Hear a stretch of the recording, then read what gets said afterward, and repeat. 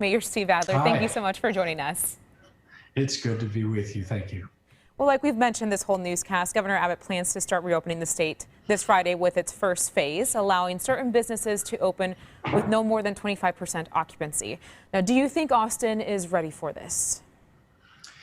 You know, the answer to that question is we don't know, and the governor doesn't know. No one can know because we don't know what individual behaviors are going to do to how much virus infection passes in our community. The only way to know that is after the fact. So we have to be really diligent and continue to watch the hospitalization numbers that we've been watching, and then we'll know. You know, one of the things that we have gained through the last 6 weeks of incredible work in this community is the knowledge to know that we can protect ourselves. We know at what point, if the governor has overshot, we're going to see that pretty early on the numbers that we collect. And we're going to know early enough for us to be able to take action to shut things down. And we can do that in a time that will enable us to plateau before we've overrun our hospitals. So we know we can protect ourselves.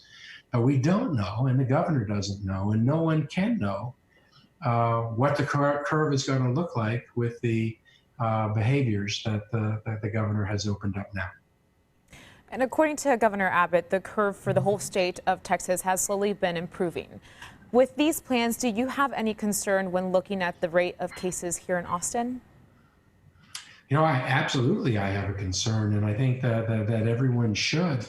But we know that we're not going to be able to sustain what we've been doing the last 6 weeks indefinitely for another year and a half. So at some point, we're going to have to try different behaviors. We just have to make sure that we do it in a way, kind of like tipping our toe in the water, so that we can actually assess what the impact is on infection levels, so that if the governor has overshot, we have the ability to be able to react in a way that shuts it down.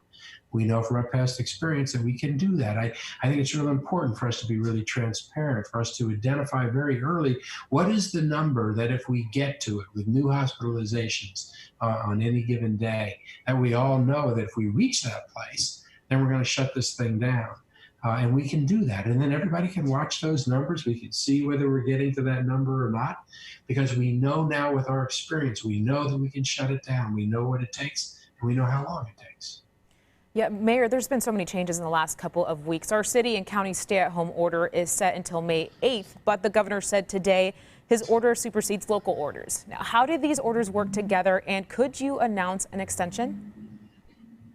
The answer is yes, and I would expect that we'll probably extend our orders in ways that are not inconsistent with the work that the governor did today, and he's allowed for that.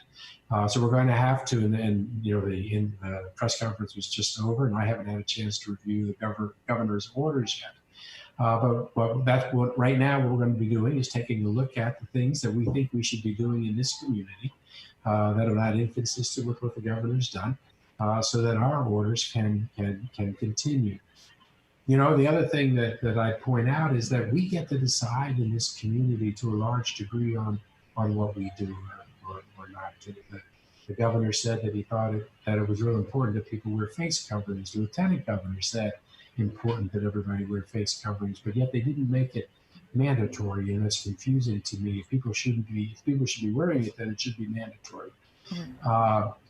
But we get to decide that question, whether the governor makes it mandatory or not. We get to decide whether we wear face masks. We get to decide if we go into a restaurant or a store where people are not wearing face masks. And I would hope that everybody in this community wouldn't go into a restaurant or a store where people weren't wearing face masks, because it's reckless. It puts us all at risk.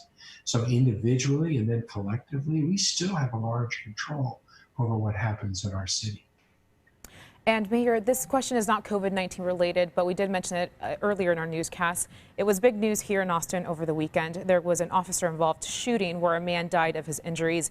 You expressed today in a statement, quote, "I'm very disturbed by the spectator's video of now seen in which Mike Ramos does not appear to be threatened but ends up dead."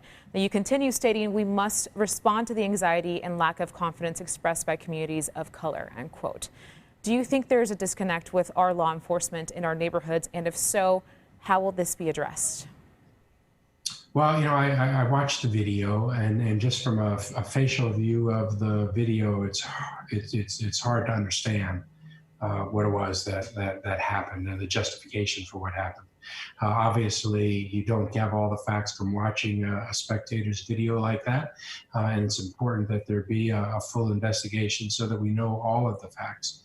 But what we do know is that we've had too many incidents structurally in our city and institutionally going back decades. We had already instituted a study and a review of the police department and of those institutions, because we know that we can do a better job than the one that we've been doing.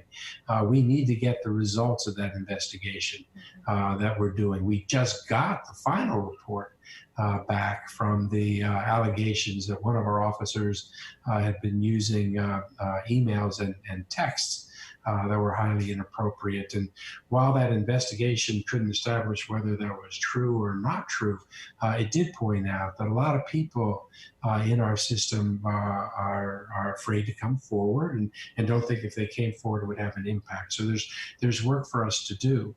That said, I am really proud of our police department, and we have some of the best police officers of any police department in the country. It's an incredible group. But in any group, there will always be instances where performance is not up to standards, and we need to make sure that we train in a way to minimize or to avoid that. And that's the kind of work that we're doing now. All right. Well, thank you so much for all of this information. Mayor Steve Adler, thank you again for joining us. Thank you.